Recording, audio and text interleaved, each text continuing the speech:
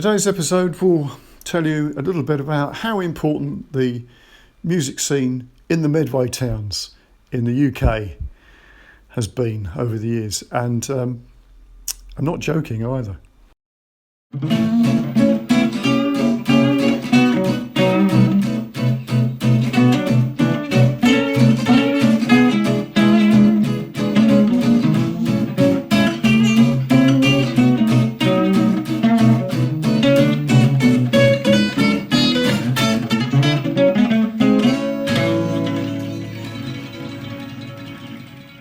Today's episode, I shall be talking to John Edwards.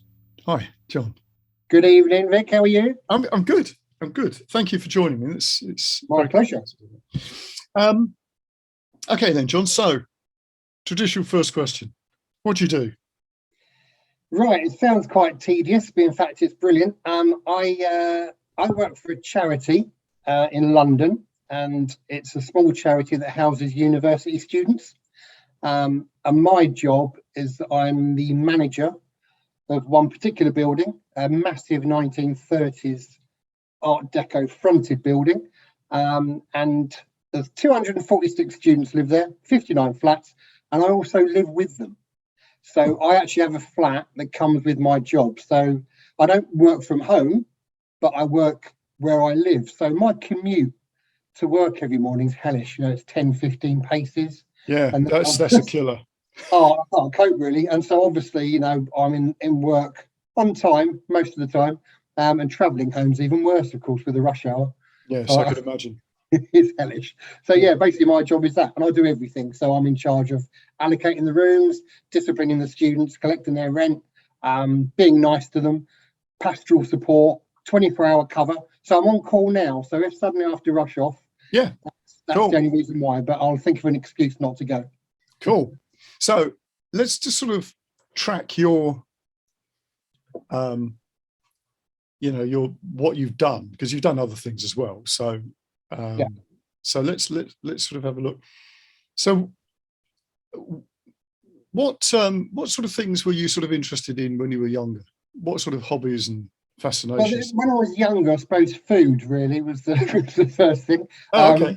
I quite enjoyed food when I was young, because I'm the youngest of 8 children. Oh, and I'm 57. Right. So, and the next youngest from me was 6 years older. So I'm a bit chalk and cheese in some respect, because all the others was like they used to knock around together, do stuff. So I was very much the one that was the one at home. My mum and dad were quite old when I was born as well. My dad was 51 when I was born. My mum was 39. So they probably couldn't really control me as well as they could the others. So I did what I want. So basically I just raided the larder, ate the food out the fridge, did what I want. But then I started getting into reading books. And then I sort of decided that I quite enjoyed going to school eventually. And then I just become quite good at school, really. So I think in the end, it was up to about the age of 11, I was actually really into studying, and I was sort of seen as quite a clever kid. But mainly I just sat at home, read books, ate food, pretended to be Peter Osgood running around in the front garden with a football. Right, that dates you.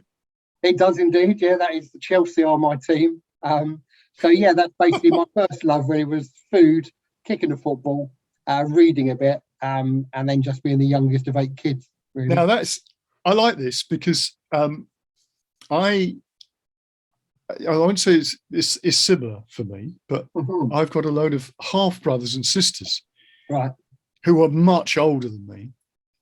And I don't know whether this is true in your case, but I was an uncle as I was born. You know, I've got yeah.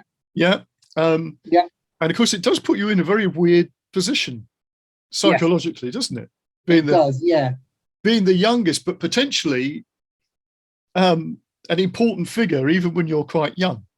Yeah, it's strange. And the idea that, I mean, I was an uncle when I was probably about 18 months old, I think. Exactly, yes. And that was very strange. And then as the years have gone by, more nieces and nephews. And then to end up having nieces and nephews that are very close to my age is a strange thing. But it is a strange thing. It's a lovely thing as well. Yes, and it is a strange thing. If they end up having kids, then you've got great nieces and nephews that are also quite old. Yes. So that's quite smart as well. Yes. So yeah, but it is odd, isn't it? It's really odd being an uncle. It is and very being the man. strange. Yeah, it is. Yeah, it's peculiar. And to be honest, I've not actually met anybody else who's had Oh, that. right, got you. Yeah. So Well, it was a weird thing because having older parents, Yeah. now I was dead proud. Neither of them are alive now. But when I was young, when I was at school, I felt a bit embarrassed to admit that my dad was quite old. When in fact I should have been shouting from the rooftops because he was involved. He actually served on the HMS Hood. right. Luckily, he wasn't on it when the Bismarck hit it. But No. but I should have been proud of that. And in Yes. fact, I never asked my dad enough questions until it was too late. So I should have been proud, really. But when I was a kid, my dad was retired when I was a teenager. So it was an odd thing. But now I'd brag about it. And I think all kids should brag about their parents anyway, really. Well, As long as their parents are good, of course. I think it takes a while, doesn't it, to get the sort of, how can I put it, the framework around who they are. Yeah. In the context of where they came from, because that's really important. Because when you're young, that's just like really difficult to do, I think. And it takes a while, doesn't it? And then when you get to start getting to the age when they were your parents, if you see what I mean. As a young kid. And then you start looking at the world again and you think, oh my God, that's really difficult being an older parent. Yeah, exactly. And that's what I thought once I got older myself. I did an incredible thing. And to have 8 children, my word, I don't know how they did it. No, I know. It's strange, isn't it? I mean, I had 4, right. And my children who've got children now, they sort of they say, I don't know, how did you do that? How did you manage to, because I have enough trouble with 1, or, quite interesting. Yeah, so that's really cool. So, and again, interestingly, because your siblings were much older than you, you were your own boss, because obviously you didn't have anybody in your sort of peer group, if you like. Yeah. And obviously your older brothers and sisters were obviously that sort of thing where there was like another layer of, not parental thing, but like I always felt like, because I had older brothers, and they were quite something, Yeah. Did you Well, feel I learned a lot. I probably wouldn't tell them. Well, I've probably told them in some ways, but yeah, I think I learned a lot from them. I think, but they were sort of tearaways to some extent. They would have cars that they would do up, motorbikes they'd be riding off. I didn't even have a bike. I just was too busy watching them do things, really. Yeah. But love them dearly. They're all so different people, and sadly, a couple of them are no longer with us. And then my sisters, they're just amazing. And then it's that typical thing, really, when your mum passes away, the eldest sister becomes the mum, really. Yes. I learned a lot, and they certainly got me into music. They got me into comedy, and I was brought up on some weird music. But I love the fact I was brought up on such a diverse music, and because it got me into music in a big way, so that was quite cool as well. Okay, so let's get into this then. So you said comedy. What, right, to the point that you did comedy, or you just strange. It's one of those things where so first of all, watching TV, variety TV and stuff like that with the family. Obviously with a mum and dad, you have to be careful what you're watching. Yeah. So when it'd be Morecambe and Wise stuff, all the obvious sort of stuff, Dave Allen. And then when my mum and dad weren't around so much, then my brothers got me into Derek and Clive. All right, okay. And I learned quite a few new words as I was young. Yeah, I bet you did. But something to do with Jane Mansfield, obviously. yeah, exactly. I won't go down that route because it could be embarrassing. But and to me, that sort of still, although some people would say now that's a bit out of order, at the time it was brilliant. But then it just got me to realise, well, my family always wanted to laugh. And that's what I really loved. And I think that's the thing, is that everyone wanted to just find humour in everything, taking the mickey out of each other. Yeah. Even my dad would do it to my mum. And I just think laughter was the most important thing in our family. Yeah. So yeah, they certainly got me into understanding that things are funny. And then I think as I've got older, some people have said to me, "Oh, you're funny," and a couple of times people have said, "Oh, you should do stand-up comedy or write something." But in the end, I'd sooner just have a laugh with my mates rather than. I can't think of anything worse than writing comedy or repeating it day after day. That would be quite hard. I like one comments, things that are memorable rather than repeated over and over again. But I admire people that do it, I must admit. I know. I mean, it's a different thing. I think stand-up comedy, just doing that. I think one of the things now is that with the job that I do, one thing I would love to sit down and do, but I don't know if I'll ever do it, is actually write a comedy drama series about student accommodation, people living in student halls, because I've got a few stories. I bet you have. But you have some of the most amazing things that have happened for staff as well as the students. But one day I might sit down and write a few of them and see how that goes. But comedy is important in life. I think you got to laugh. Well, I think actually it's the way of being able to deal with things that you can't deal with, if you see what I mean. And I think that's the thing about comedy. Where did you grow up? So I was born in Alresford, just outside Maidstone in Kent. And the horrible thing was, as I got older, the village then became known as Royal British Legion Village, because of all to do with the Queen and the fact that the poppy appeal, there was a factory there. Oh. So it's just so Alresford was just on the outskirts, and then there was just this village. And Royal British Legion Village was for people ex-servicemen that were invalided out of the war. And my dad, he suffered from tuberculosis, so he's actually came out of the Navy, and then he was kept in a chest hospital for a little while in the village, and that's how he met my mum. My mum was a bookbinder, and I understand that she used to go and read books to people that were sort of convalescing, and they fell in love.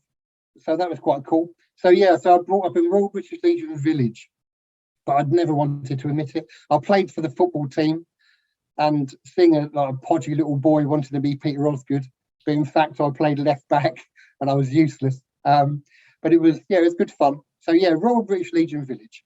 Wow, that's amazing, because I know Alresford, but I don't know it from that point of view about the British Legion Village at all. No, it was a weird little thing. It's just it's something that really.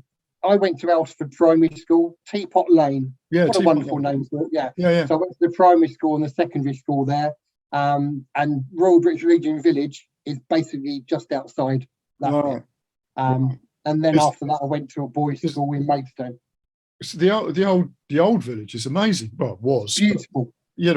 Apart from the fact that they built all these industrial units around it. Yeah, the lovely old bridge, which was on half a sixpence in the film, half a sixpence. Oh, was it? I didn't know that. Yeah, one of my brothers was an extra at the very beginning. He's running across the bridge apparently, but I never did get his autograph. But no. But it was in that film. Right. That's with Tommy Steele, wasn't it? That's the one. Yeah. That's amazing. I didn't realise at all. All I know about Alresford is apparently there was a bloody great big battle there between the Romans and somebody or other. Oh, was there? I wasn't old Hengist and Horser and all that. Well, it's something to do with that. Yeah. I thought that was just a pub or a restaurant. Well, they probably stopped at the pub. I mean, it's an old pub. You have to have a break when you fight, and then exactly, of course you do. No, apparently they think that was the easiest place to ford the river at the time. Right. And that's most likely where there was some, Anyway, we don't know. No. Let's not dig too deep. No, let's not do that. So what about the music then? Well, the music, I suppose I was lucky. I mean, as I say, the music that I was brought up on was dead weird. So I would. When you say dead weird, what was it? It would be, my brother would have records that range from, two or three of my brothers either have Elvis Presley, wonderful, then Mantovani. Oh, yeah, Mantovani, yeah. James Last Orchestra. Yeah. Then the Kinks. Then you get, into like that, and you got the Who, Frank Sinatra, which I still love. And then when I got to about the age of 9, I then sort of discovered glam rock. Okay. And then my first, people always think about what's the first song or first single. My first single at the age of 9 was Roxy Music. Oh, so it was mine. Oh my God. Street Life, 1972. Oh, okay. No, mine was before then. Mine was I could have been 73 actually. It was Pajama Rama actually, which came out, right. Yes. Yeah, after Virginia Plain. Well, my mum, I think she gave me 50p or a quid or something, and then I asked her to go to Woolworths, and she bought Roxy Music, Street Life, and Goodbye Yellow Brick Road, the single. Yeah. So I went to that. Then my brother had a drum kit, and then so when he used to pop out, I used to leg it into his bedroom and then smash the hell out of the drums, which obviously annoyed me mum. And I learned to play the drums listening to Slade, Sweet, all that sort of stuff. So yeah, that really got me into music, to be honest. Yeah. Now here's the thing, Slade. Yeah. I was in a band with sort of in Dartford in sort of early days, and we had a guy who played drums with us who was like Animal out of the Muppets. Right. He nearly became the drummer for AC/DC. Got down to the last 4. Oh wow! In an audition, but this guy Figgy was an extraordinary character. But he said, and he used to go and see quite a lot of live music, you know. And I remember him coming back, and he'd seen just about everybody that you could, you know, more or less see at the time, you know. Yeah. And he came back from a festival, and he said, "You know what?" He said, "Slade were on the bill." And he said, "They were the best live band I've ever seen." Right, really? Yeah. Absolutely, just stunningly good. And I think that was the thing, because they did it, you know, they were around a long time, weren't they? Before. Well, they were skinhead stuff first. Yeah. And they were around such a long time before they made it big. Yeah. And I think it was that sort of, you know, almost like the 10,000 hours thing. Yeah, you know, I think they'd really done a lot of hard graft. Definitely. Before they'd even got a bit like Bowie, really. I mean, Bowie was on the scene for a long time before he became well known, and I think it shows, doesn't it? It does, yeah, definitely, yeah. And they were brilliantly written songs. A lot of people fantastic glam rock throwaway stuff, but I thought they were just really well put together. Good middle eights, this, that, and the other, and even down to like the Sweet as well. I mean, they played for a long time as well before they got quite big, but I love that sort of stuff, and it was quite easy to learn to play the drums to those because it was fairly regimental. Is a good way to start. You didn't have to do anything too flash. No. So yeah, that's what really got me into it. There was other rubbish, you know, listening to Mud and stuff like that. And there's a lot of people. Of course, we can't. No, well, I deliberately didn't mention some. we can't mention them. No, exactly. We'll just sort of. But no, because I was interested. You said about Sweet. I was in a band, and the guys who were sort of managing us brought Nicky Chin of Chin and Chapman. Oh, yeah, Chin and Chapman. Yeah. Down, and you know, because I mean, God, how many songs did they write? I mean, in zillions, weren't they? Yeah, it's amazing. You know, for Susie Quattro. And what was the name of that label? Was it Rack or something? It could have been. It was a weird. I remember it being like a blue cover, like I think it was Rack. Yeah, because it was a blue label. Yeah, that Rack record label. Yeah, but it was interesting. You know, it was interesting meeting this guy. I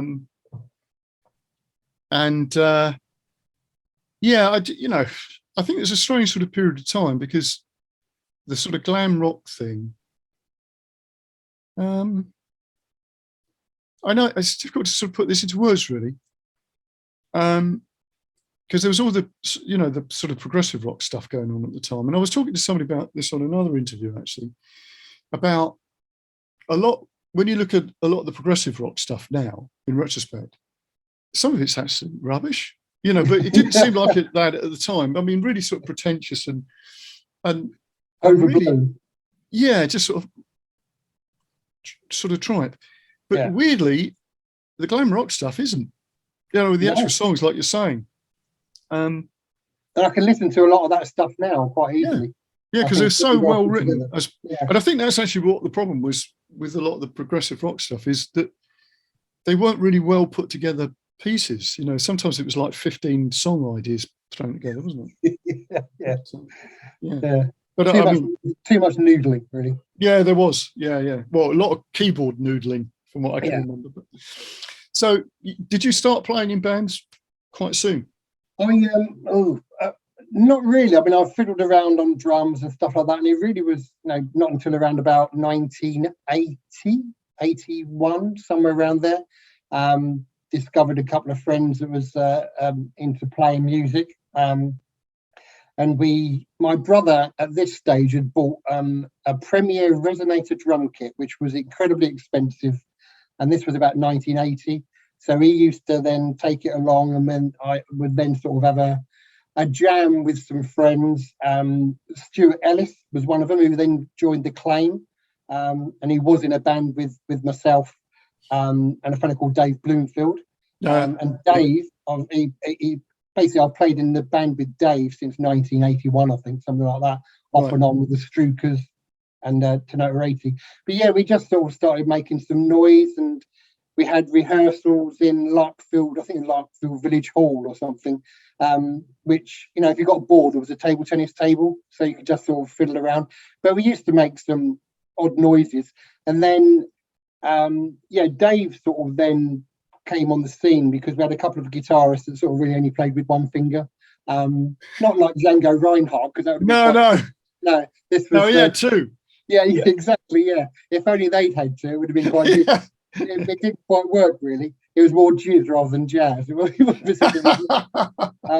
So then Dave, we met him at Maidstone School for Boys one morning, and he basically said, "Oh, do you want a guitarist? I can play a couple of chords." And we thought he played chords. Yeah. So he came along, and my brain's a bit vague about when things happen, but we then just discovered that he was a really, really good guitarist, and he had a really good punky look. You couldn't see his face with just tons of hair, dressed in black. Stuart, he had shaggy hair, and I just looked like, I don't know, a bit of a lump sat behind this expensive drum kit.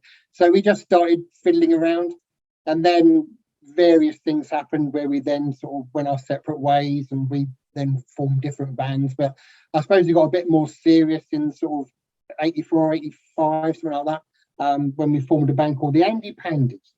And that was me, Stuart Ellis, who was in the Claim, and Dave Bloomfield, who I've played with ever since. And we used to write loads of ridiculously witty, well, we thought they were witty songs. Played quite a few gigs. Played Maidstone Prison. That was a weird one, and we're not quite sure. Allegedly, people suggest it was actually like the sex offenders wing, but I don't think it was. But it was really quite an eye opener. They provided the food, the drinks, they built the stage. Wow! And it was an odd occasion, but it was good because when we sort of in between songs, we could tell them jokes, and because they haven't been out for years, they wouldn't have heard the jokes before. So, fantastic! So it was all new to them. It was great. So that was a great experience. So which band is this that you? That was the Andy Pandits. The Andy Pandits, right? And we used to write songs about Barbara Dixon and Superman, and the Champions, because we were a big fan of the Champions TV series, all that sort of stuff. And then it wasn't until about 2000 that we managed to get together and record some of those songs properly, and that was at Red Studios with Graham Seaman. Oh right, right. The idea that we could do songs that were probably about 15 years old or whatever was just a brilliant feel to do it. Yes. And after that, it was the Strukers then sort of kicked off in '86. Originally, that was me and Dave and a fellow called Cliff Bailey, who then joined the Love Family, another Medway band. It's all very incestuous, all this. Yes, Medway. It is. Yeah, well, we're going to unpick the Medway scene. Yeah, even though we were from Maidstone, we gave. Yeah, but come on, you know. Yeah, you got to do it. So the Strukers kicked off then. Then sort of like we then went into Red Studios, and then it was a dream come true for me, a kid smashing around a drum kit, to actually sit down and record songs that you'd written was like, it was just beautiful feeling. And Graham Seamark was just the perfect person to work with. Yeah, Graham. Yeah. And the thing with recording then, of course, is that you needed to make sure you could afford it. and you could only book a certain amount of time. So we'd book a weekend and basically record an album. We got carried away, really. But see, the thing is, with Graham's place, you could do that. Yeah, exactly. And he also built a reputation on the fact that those things were happening, because obviously, like Billy Childish and whatever would do stuff with the milkshakes, where it would be like, you know, go in and that was the cool thing about the fact that you went in there and you just played as a band, and then you sort of patched it together, so you actually felt like you were playing the song. Obviously, the drummer had to get it right, because if I got it wrong, everyone had to start again. Yeah, absolutely. But once you got that down, he worked at great speed, and he let you do the things you wanted to do. And sometimes he'd disappear, go and have something to eat, and let us twiddle the knobs. So, but he's a lovely bloke to work with. Yeah, Graham's fantastic. Yeah. And obviously, you know, because you listen to the interview. Yeah. And we still work with him now with mastering and stuff like that with the band that we've now got going called Sinatra 80. Yeah, he's a good man. Yeah, he is. And I think the interesting thing, because you sort of mentioned the Medway, there was such a good music scene there. It was amazing. It was amazing. And interestingly, it's like there's lots of, and, you know, a lot of this is luck, isn't it? Let's face it. You know, there's a lot of bands that came out of that could have really been big. I mean, because there's some, you know, there was some amazing musical, you know, it's not like technical talent. It's just like good songwriting, good musical ideas, very artistic sort of, you know, ideas and stuff. And because obviously, you know, I work the Medway scene as well, but it was like there were tiny little venues. Well, often, you know, back of a pub or something like. Yeah. But there was a decent crowd, you know. It was good. I don't know what it's like now. I'm not sure. I mean, I still think there's a lot of bands there, but I mean, I think what I loved was the fact it was creative, but the fact that, I mean, obviously we're from Maidstone, so we're out of the Medway scene, but the idea in the 80s that there was a musicians cooperative, and the fact that they did meet regularly in a cafe. I think it was Gruts, wasn't it, or something, I can't remember what it was called. But like, I think it was driven. I think the Dentists and the Claim were quite prominent at that stage. Yeah. But the fact that, as you say, there was probably a dozen bands that I would go out of my way to see because they were that good.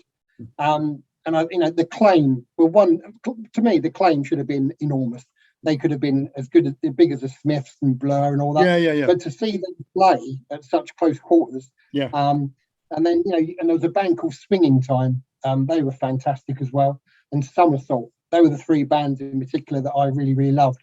But yeah, it was a welcoming thing. I think everyone wanted to just play gigs, and there was a bit of a competitive edge at times. But on the other hand, the fact that they released those compilation tapes with loads of bands on them, which was really cool.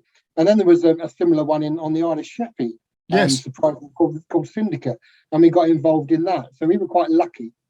But I to play Churchill's, which I'm sure every band probably played Churchill's, the Zebra carpet and all that malarkey still sticks vividly in my head. But yeah, a compilation of Newcastle Brown Owls and watching bands on a Friday and a Saturday night in Medway was brilliant. Really, really good. Yeah, it's amazing, isn't it? Yeah, interesting. I was doing an interview this morning with a guy in Greece who I know is a guitarist, and you know, their situation out there is, even in a place like Athens, there are a few places to play. I mean, there's lots of places that have music, but a lot of it is like Greek traditional music for the tourists. Yeah. All right. Yeah. And I was saying, you know, it's difficult for us to get our head around that there are pubs all over the place that potentially you could have a band in, you know. Yeah. And a place like the Medway towns,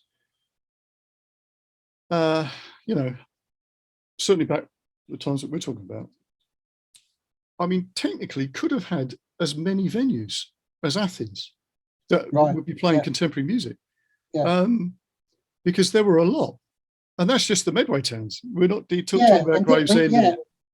You know, Didn't they do they did do a day's worth of where you could actually go and play gigs at different pubs on the same weekend, I think, as well in Medway, which was a really cool idea. I think that was a few years on. I can't remember. But yeah, there was plenty of venues, weren't there? yeah, To go and listen to decent live music. absolutely. Which was pretty impressive. I mean, It in Maidstone, there wasn't a great deal in Maidstone, really. There was the Ship was the one where I first started going to see live music, and that was around 1980, I think. And there were some great little bands, like Wipeout. Wipeout. Yeah, well, we used to do a lot of gigs with Wipeout, yeah. Right, yeah. I mean, I probably saw you, actually. Yeah, well, I was in a band called Bravura. Right, I'm sure. Yeah, it was a reggae. It was like a reggae rock band. Right. But even then, there wasn't enough. There wasn't enough in Maidstone, really, which I think, which is why we end up venturing more towards Medway. Yeah. But yeah, it's wonderful to have that many places and the chance to play. Yeah, it's incredible. Absolutely. Yeah. So, yeah, that's interesting. Strangely enough, this is sort of, I get sort of themes of things appear in these podcasts. Right. And one of the things that sort of appeared recently is music that are in particular towns or particular cities.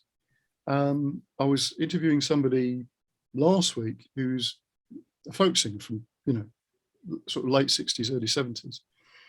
But when she first started playing, she lived in Northampton. She was in a rock band, and we're talking about 1962.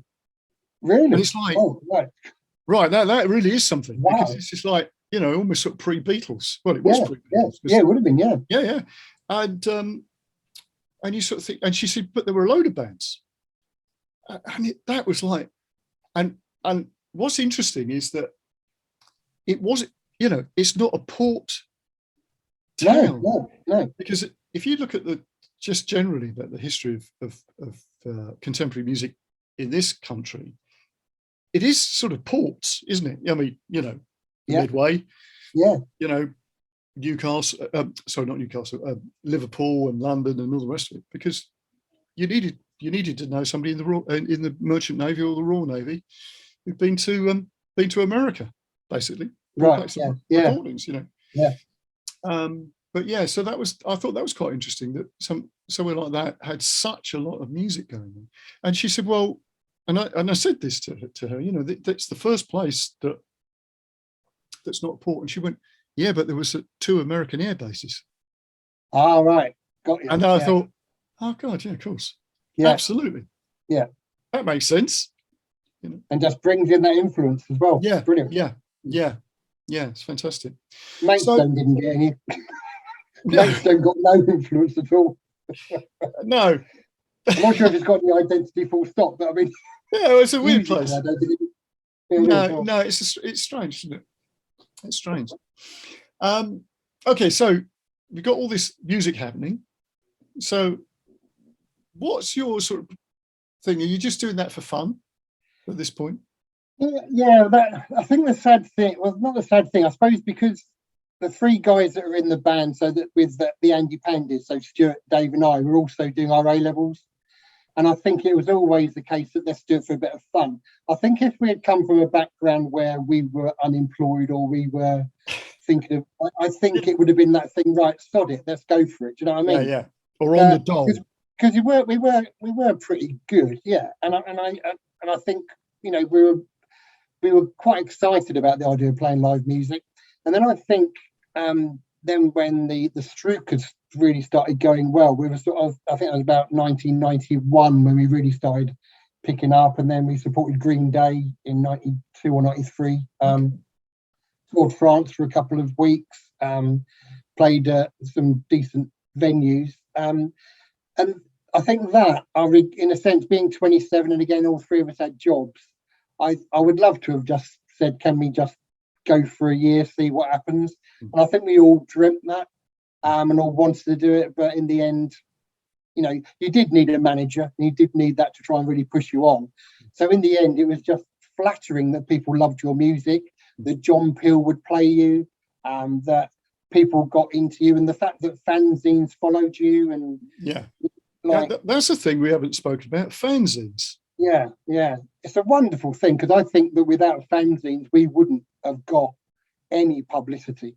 And I think even the tour that was arranged by a guy called Patrick Fouillou in France was all, I think, down to him hearing one of our demo tapes through a fanzine, and then he contacted us, and he then arranged a 13-date tour across the whole of France. And no, he arranged that for us, and we wouldn't have done it. No. From our point of view, if for Dave, our guitarist, if Doctor Who was on TV, we probably would have not bothered doing a gig. You know, the priorities is like we'd sooner watch something on TV than do a gig sometimes. But so yeah, it was a real shame. And I think as the years have gone on, because the Struker sort of ended in the sort of mid-2000s, something like that. Now with the latest band, Sinatra 80, which has been going probably for about 6-7 years. The weird thing with that is that our bass player, Richard Fronger, he was the person that first recorded the Andy Pandits on a demo tape in a bedroom. And that has gone such a weird full circle, where it's only 5 or 6 years ago, through his partner Marion, that we then discovered that Rick's around, and then we discovered what he was doing. And we knew he was a guitar teacher, sort of tutoring people. And then we got together again, and now he's the bass player, he's the keyboard player, the singer, the sound engineer, the person that calms everyone down. And to be honest with you, the new band, Sinatra 80, is the best stuff we've ever written, and we're in our 50s.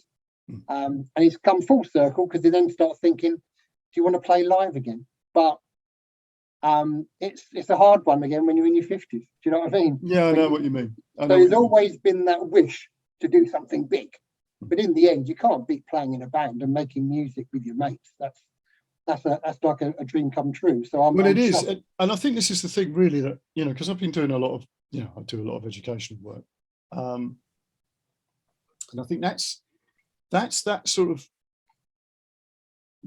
the sort of elixir, if you like, that sort of magical, it's that magical essence about music that seems to get lost in the way that things are taught now. Because obviously when we started off, if you turned around to your music teacher at school and said, I'm in a band, they just think you're, you know, wouldn't they? Just crap. Yeah, exactly. They wouldn't have taken you seriously at all. And now it's like absolutely the opposite to that. It's almost like, well, contemporary music's absolutely fine. You know, you could be playing any style of music, and that's all right. You know. But interestingly, because of, you had to really believe in what you were doing in a way that either you really enjoyed doing it, and it was a buzz, and that's why you did it. Now it's almost like, and I've joked about this with other people on the podcast about, you know, the career path, and you go, really? Is that possible? A career path? What's that then? You know, to do with music? It's like, no, it's like more like the entrepreneurial thing. You know, you get the break, or you get the thing that sells. You know, or you have to redesign what it is you're doing. But the point about it is, it's not actually about that. It's about the feeling and why you do it. And that's the thing that I think's really missing. And I'm trying to get some things going. I've got a couple of little projects that I'm doing at the moment, where encouraging kids to write songs, not just to play the guitar, but to write songs, you know.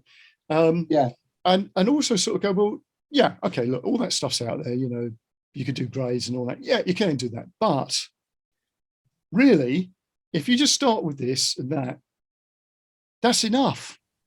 And then you could take that further if you want.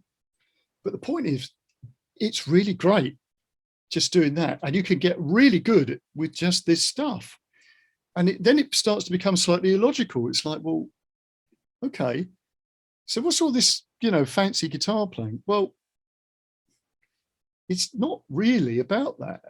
You know, it's about communicating with people. You know, Bob Dylan wasn't playing fancy guitar stuff, and and all those early bluesmen, they weren't playing anything fancy. They were just playing, like John Lee Hooker. Sometimes it was like one chord. Yeah. But one thing I always thought was strange is, well, not strange, but I admire people that played guitar, because to me, immediately, a drummer can cheat to some extent. You've got a large area to hit. So if you're vaguely out, with a guitar, if you put I could have said that about the guitar, actually. Well, if you put your fingers in the wrong place, it can sound pretty dreadful. Do you know what I mean? Well, and that's jazz. That would exactly. Yeah, you could always say it was that. And that's why, Dave, our guitarist, he's one of the greatest guitarists I've ever heard, because I don't ever recognise a chord that he's playing. And if you ask him what it is, he'll say, I'm not. It's probably something like blah, blah, blah. Richard, being a guitar teacher, will actually tell you what the chord is. And you think, how did you know that? So it sounds like scientifically baffling. But to make a certain chord make you have a tingle down your spine, and makes you well up, I don't care what it's called. Exactly. I just love the whole thing. Exactly. It's just trying something. Yeah, well, that's the point, is that there's a sort of a mystery. And I don't think there's no way of actually being able to explain it, right? It's mysterious. And every art is like that, of course, isn't it? It's like going to see a great actor deliver a line, and it just does something to you, and you think, but they're just words. But you're invested in that character. That's something really weird. Just in the same way as you can go and listen to a band and see somebody and be invested in that song. It's speaking to you somehow, but you don't quite know what it's telling you. No, and I love, to this day, and I think it'll always happen, there's probably be every week of my life that I've been into music as an adult, that I will have a tear that will come to my eye, and I'll pick and I love melancholy. So there's lots of songs that I'd love to play that there's nothing wrong with having melancholy in your life. It's a cozy feeling. But I love Sinatra, does it to me. Wee small hours of the morning will always make me cry. But you can't explain why. And I think that's what's so wonderful. If you talk to someone that doesn't like music, how can you not like music? But there are people go, I don't get it. So you talk to them and they just think, what are you going on about? But it's a passion that it's difficult to explain. As you say, same as art, acting, theatre. Absolutely. It's a wonderful thing, and thank goodness we do it. Totally agree. Yeah. So how did you get involved in doing what you do now then? Well, when I was doing my degree, when I was at Alsford, very potted history, went to Alsford, then was told I got to go to a boys' school. Then I failed my A-levels at a boys' school, retook my A-levels in Maidstone, and then my lecturer said, just try and go to college. So I went to Polytechnic in those days when they existed in the 80s, did a politics degree. Then I got heavily involved in politics. Then I stood as a sabbatical officer. So I became president of the Students' Union, running campaigns, all that sort of malarkey. And then I sat on the board of a housing association that houses students. And this was how I got my job. Now, the frightening thing is that was in 1991, and I still got the same job. So I've been doing this job for 30 years. Well, you must be doing something right then. Well, I think so. And the first thing I did when I finally got a proper paid job is bought myself a drum kit. And that was it. So 1991, I took music very seriously. And I've got the same drum kit, although it's now stuck in a shed in Dave's back garden in Maidstone. Because I only ever play the drums when we rehearse to record. Apart from that, I don't practice. I've never practiced playing the drums, which is it's a shame. But at the pace that we play, who cares? As long as you can thwack away, that's all that matters, really. So yeah, that's how I ended up doing this job. And it was really good to start with, of course, because the students were like 20 years old. I was 27. They'd come and see our band, which was always easy because I could promote it dead easy. Yeah. We've always got. Well, I used to call it rent a crowd. Well, like, exactly. Yeah. I mean, either they come to the gig or they got evicted. It was quite straightforward. Yeah, absolutely. Yeah, that's how you've got to do it. You've got to have some sort of leverage, as the Americans would. Yeah, right. I mean, for me, I was because obviously teaching around sort of schools and stuff like that, it was always, and like you were saying, because I was teaching from very early on, I wasn't that much older than the kids. Yeah. So it was sort of pretty cool, you know. People just turn up. I mean, there was one school I used to teach at. One of the sixth formers used to put on a coach. Used to put coaches on from the school. Yeah. In Rochester, and ship people off to where we were playing. Like if we played like the Stag Theatre or something like that. That's brilliant. Seven Oaks. You have 2 coach loads of people. Amazing. That's wonderful. And I still teach that guy. Seriously. Yeah, I mean, I had a break for many years, but I teach him again now. But yeah, it's pretty amazing, isn't it? I think the worst thing for me is that when they were students and I was started working there, I wasn't very clever. And as a landlord, I shouldn't have been doing this, but I was going drinking with them. And they become good friends. The cool thing is about 40 or 50 of those people I'm still in touch with. But it was a great time because they were really into indie music. At that time, it was like Britpop and stuff like that. Now, I can't speak to students really about music because I can't quite relate in the same way. No, when a student comes into the office and they're wearing a T-shirt with a Neil Young written on it, you think, God, I love Neil Young, and they go, "Oh, is he an artist?" And they don't even know their. Oh, really? T-shirt. Oh, right. It could be like that. It's like you see kids wearing a Ramones T-shirt. Yeah. Well, you just have to say, I think you need to find out. It'll change your life. Yeah, it might do. Yeah. Well, yeah, in some way or another, it will. But yeah, it's amazing. Yeah, I know. There is that sort of thing with music. You know, I often say to, like, if I'm teaching kids, I say kids, you know, teenagers or whatever, and they always want, they want to play this song. It's like, well, that's fine, and we can go through some stuff, but the ones I always use as examples will be things that are older. And right.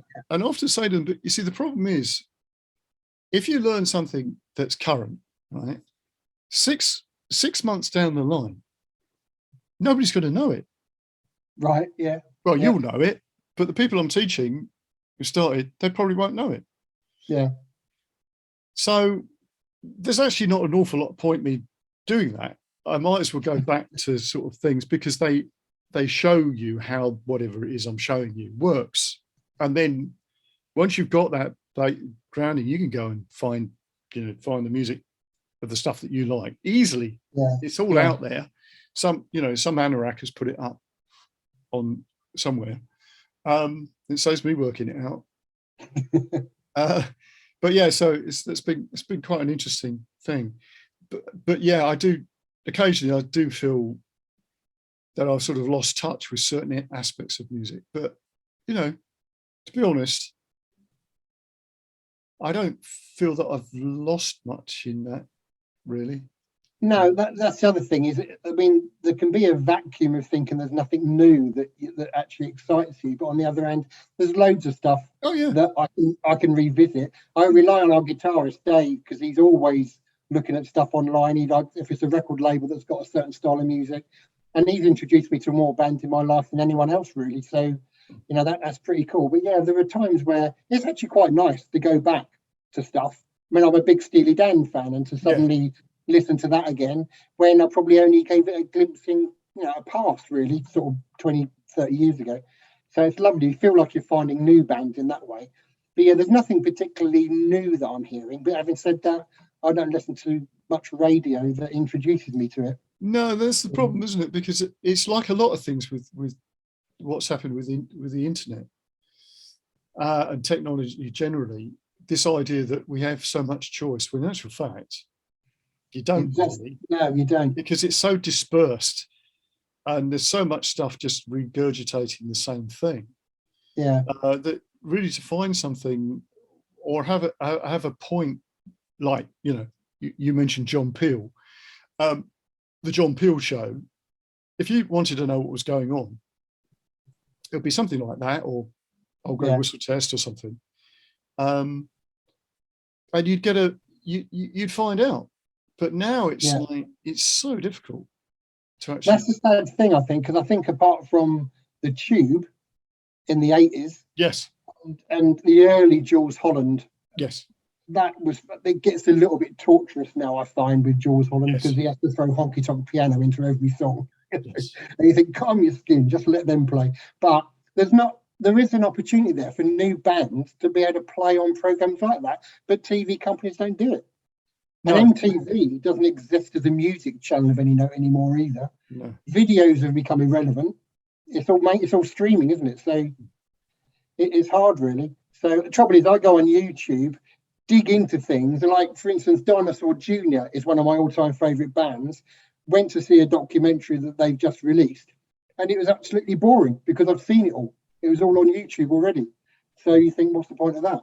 So I end up digging deeper, then end up finding Derek and Clive again, and I just end up watching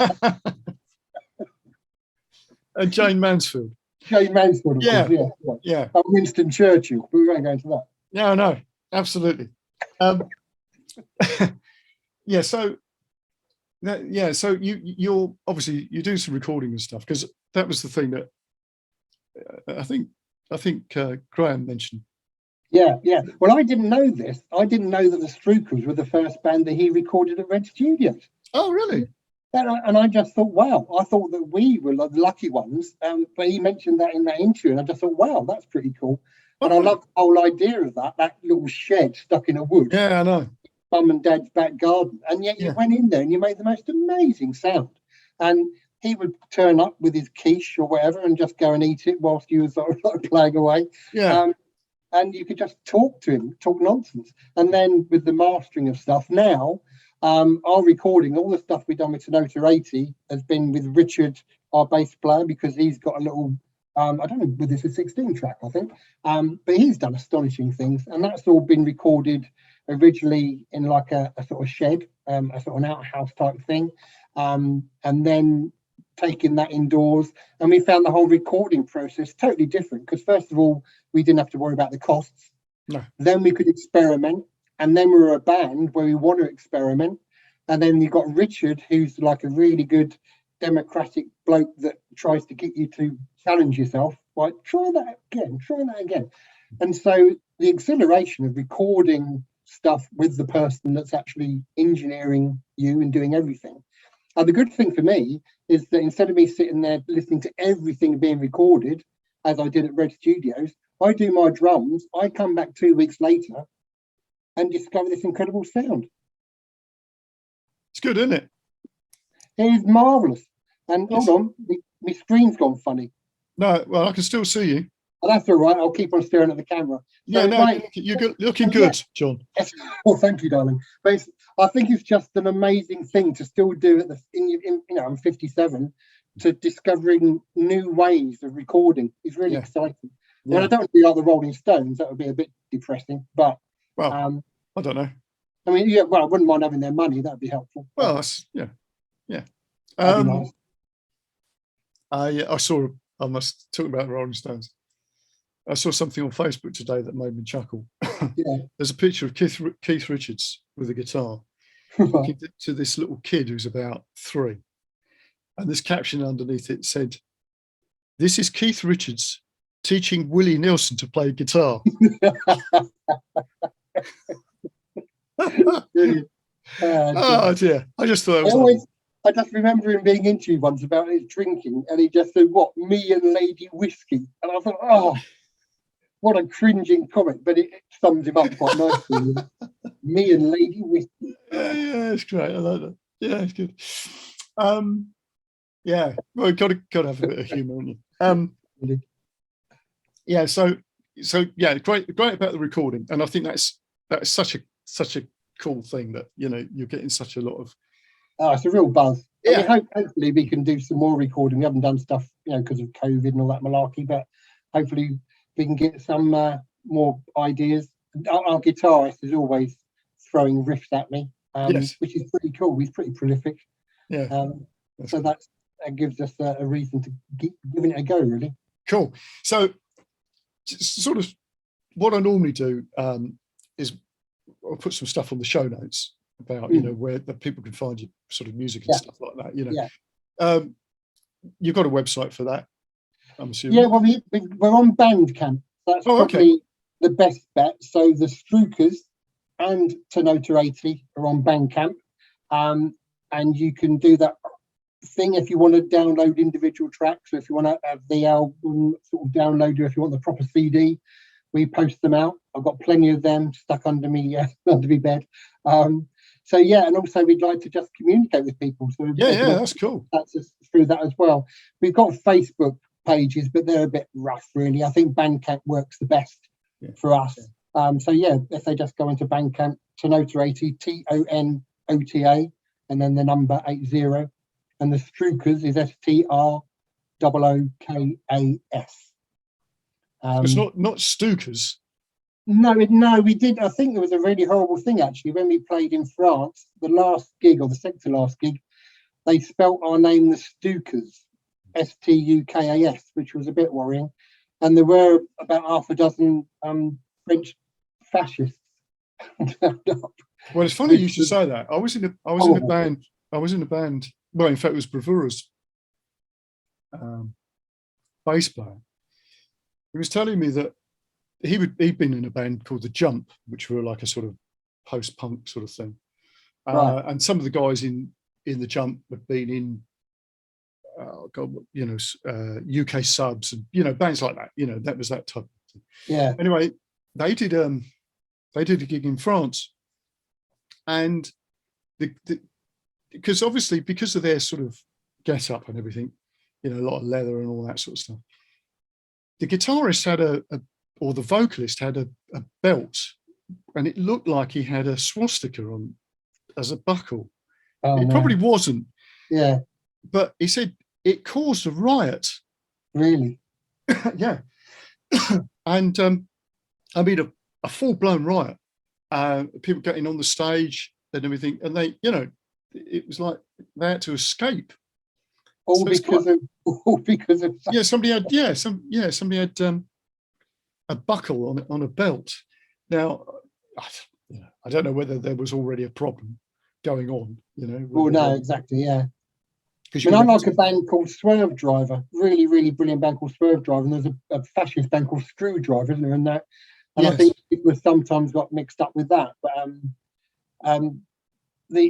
those little things can just go terribly, terribly wrong. But, it's weird, isn't it? It's not. To get our name of our band spelt wrong was a bit embarrassing, but then it's a difficult, and no one's ever heard of what a Struker is anyway, so I'm not surprised. So what is it? It's from a science fiction book. Dave's a science fiction man, and it's an author called, I think his name's Tully Zepford, and there was a book about the most pretentious paragraphs or something in science fiction. I think there was a line to do with he pounced on her like a striking sex-crazed Struker. And we used to be called striking sex-crazed Strukers. That was horrible. And then Tonota80 is from the same book, and the Tonota80 is a gun, a science fiction gun. Oh, right.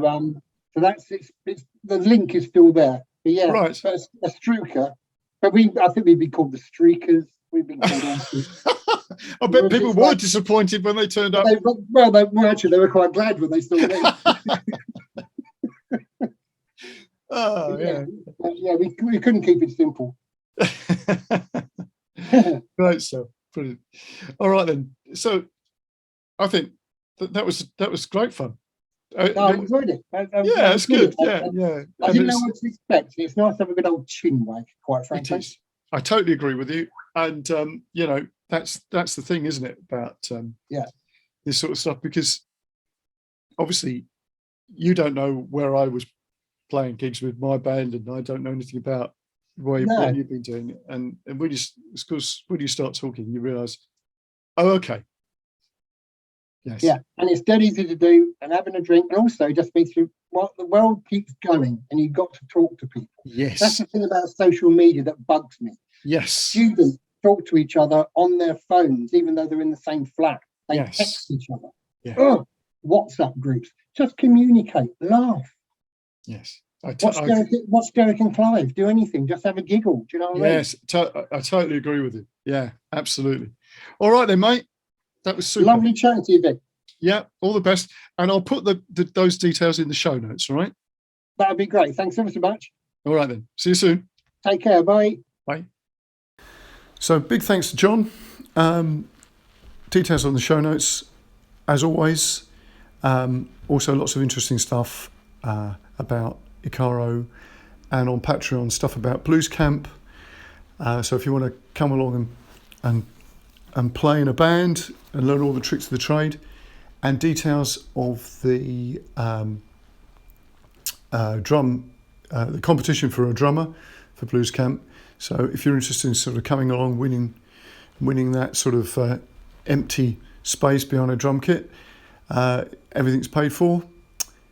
Details will be on the notes. So until next time, see you then.